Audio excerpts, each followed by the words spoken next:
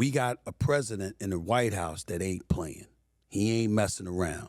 His attitude is that there are people in the world of sports that have been out to get me that have contributed to the shrapnel of criticism and beyond that I have been subjected to.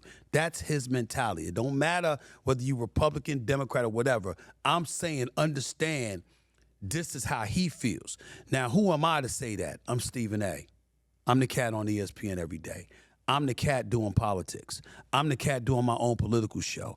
I'm the cat that you'll see at any given moment on CNN, MSNBC, Fox News, News Nation. I'm the cat these people want in this industry. You're around this enough, you're getting this information. It's just like covering the NBA. You can walk into a locker room. You walk into a locker room long enough, how long is it going to be before you hear stuff that's going on in the locker room? Well, the same applies to the political world. That's what I'm saying. And so you got a situation where this is a man that wanted to own the Buffalo Bills years ago, and NFL owners denied them. I was the person he was on the phone with in 2014 when he said, quote, Stephen A., if them motherfuckers deny me ownership, I'm going to get them all back. I'm going to run for president.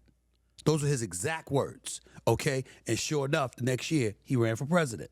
This is a guy, when you see, him protesting Kaepernick and all of that other stuff, you saw the NFL align themselves, lock arms, take a knee, all of this other stuff when he tried to hijack the narrative. This is the same guy that disinvited Steph Curry and the Golden State Warriors when Steph Curry and them said in 2017 they didn't want to go to the White House.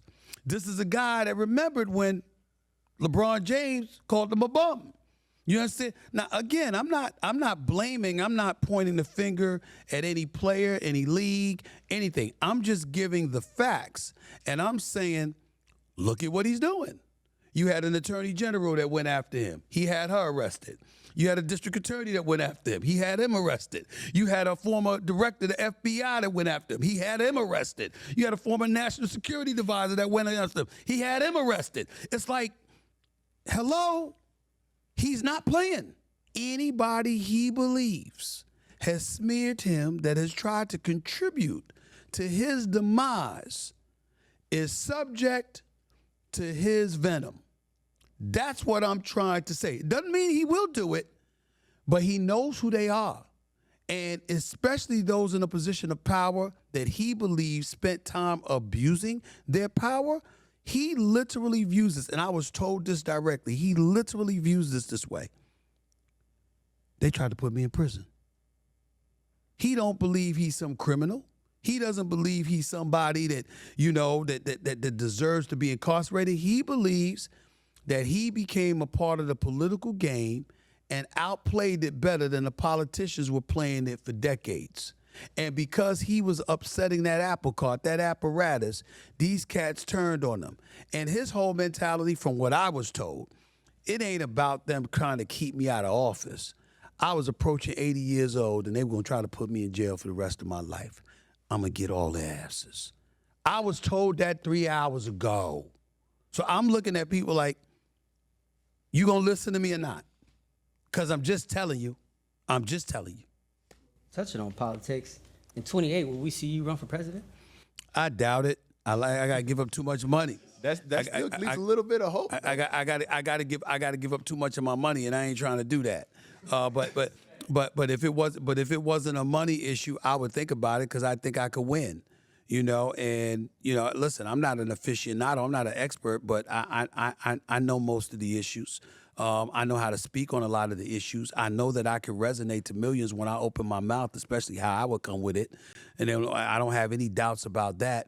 And I know that I would care, and I would care about everybody, not just a select few people. I would try to do what's in the best interest of the country. And so, but there's a way to go about doing stuff. You don't have to be so divisive. You don't have to be so polarizing. And I know that's hard coming from me because I could be a polarizing figure. But that's what I'm just talking about, games and sports and what the outcome is, because there's nothing to debate. What you see is what it is. In the world of politics, well, you know what?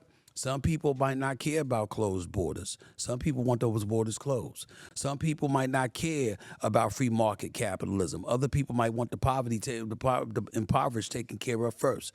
Most people prioritize safety on the streets. But some people think the way to go is more counseling and more police officers. Other people think it's defunding the police. What's your vision? What's your message? And so when you have those issues that you have to deal with, I think you got to be willing to tackle it, but tackle it with the level of sensitivity that people can absorb, because if you show a willingness to work across the aisle and work on both sides, then you're not scaring everybody else.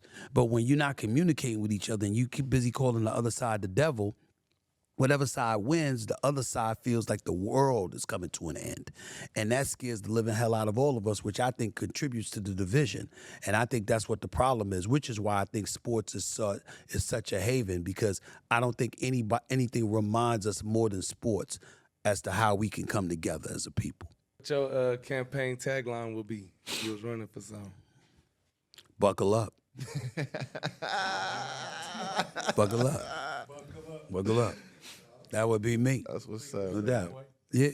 Another episode of Ball in the Family podcast. Y'all keep tuning in, liking, subscribing. Hope y'all like today's episode.